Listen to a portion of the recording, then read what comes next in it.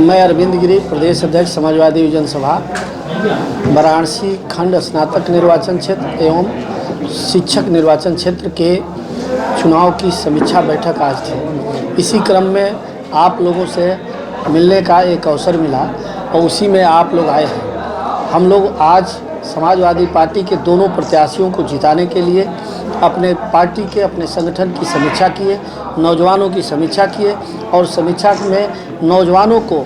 हम लोगों ने बूथ पे कैसे काम करना है, किस तरीके से लगना है, जो परिस्थिति देश में और प्रदेश में चल रही है, भारतीय जनता पार्टी की सरकार कहीं ना कहीं प्रभावित चुनाव को प्रभावित करने का प्रयास करती है और चुनाव को प्रभावित करके अपने पक्ष में करना चाहती है। उस परिस्थितियों में हमारे नौजवानों को किस तरीके से लड़ना है, यह आज हम लोग नौजवान तय किए और जहां ज़रूरत पड़ेगी हमारा नौजवान बूथ पे तो काम करेगा, वोट जिताने का काम करेगा, वोट लाने का काम करेगा। अगर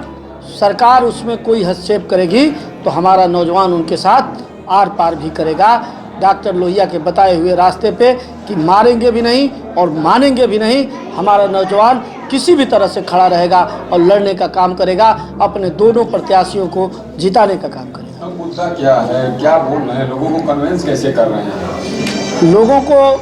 हम ये देखिए, ये थोड़ा अलग तरह का वोट है। शिक्षक निर्वाचन क्षेत्र एक अलग तरह का है और स्नातक अलग तरह का है। हमारे पार्टी के, हमारे संगठन के लोगों ने बड़ी मजबूती से इसमें वोट बनाया है और वोट बनाया है। हम जा कर के, हमारे एक एक कार्यकर्ता जा कर के, जो शिक्षित वर्ग है, जिनको बैलेट से पे वोट देना है, उनसे जा कर के हमारा नौजवान बात कर रहा है, उनसे रिक्वेस्ट कर रहा है कि देखिए आज जो देश में परिस्थिति चल रही है, संवैधानिक पद पे बैठे हुए लोग संविधान की धज्जियां उड़ा रहे हैं, लोकतंत्र को खतरे में डाले हुए हैं। जिस तरह से अघोषित आपातकाल का माहौल बना है, जिस तरह से अभी बिहार में चुनाव हुआ और बिहार के चुनाव होने के बाद पूरे देश में, देश के मतदाताओं में एक अविश्वास की, चुनाव आयोग से लेकर के इस देश के सरकार से अविश्वास की भावना फैली हुई है। उस परिस्थिति में कैसे हम लोगों को चुनाव लड़ना है, किस तरह से हमको मतदाताओं को अपने पक्ष में करना है, उनसे बात कर रहे हैं और उनसे बात करके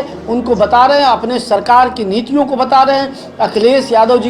माननीय अखिलेश यादव जी के विकास परक नीतियों को बता रहे हैं कि समाजवादी आंदोलन के भविष्य किस जब सरकार में रहे तो किस तरह से कौन सा विकास किए, चाहे वो बनारस का कोई विकास हो, बनारस में उन्होंने तमाम चीज़ें करने का काम किया, या पूरे प्रदेश का, या चाहे बलिया का हो, चाहे जौनपुर का मेडिकल कॉलेज हो, चाहे बलिया का विश्वविद्यालय हो,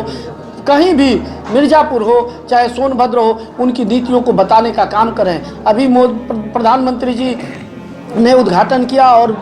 मुख्यमंत्री जी आए थे सोनभद्र में, वो पीने के पानी का उद्घाटन किया था। उस योजना को माननीय अखिलेश यादव जी ने शुरू किया था और उसका केवल इन लोगों ने फीता काटने का काम किया। तो समाजवादी पार्टी ने हमेशा विकास का काम किया है और वैमनस्यता से दूर रह करके विकास के मुद्दे पे हमेशा रही है और समाजवादी पार्टी आज भी विकास के मुद्दे पे चल करके यह चुनाव जीतने का काम करेगी और विकास ही प्रायोरिटी रहेगी समाजवादी पार्टी का। आपसी प्रेम और सद्भाव समाजवादी पार्टी की प्रायोरिटी रहेगी। आप लोगों ने सोची रही होगी और इस समय वो समस्या, आखिर वो समस्या कौन सी है कि जो एमएलसी जीतेंगे उन शिक्षकों की समस्या को दूर करें? सबसे बड़ी तो समस्या है जो वित्त विहीन शिक्षक है। एक शिक्षक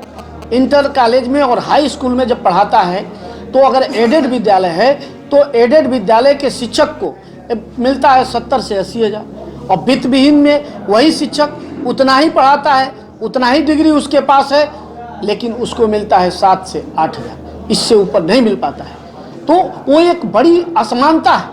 बहुत बड़ी असमानता है। तो उसको हम लोग चाहते हैं कि कैसे समानता में परिवर्तित करें। समाजवादी पार्टी की सरकार थी तो माननीय अखिलेश यादव जी ने उनको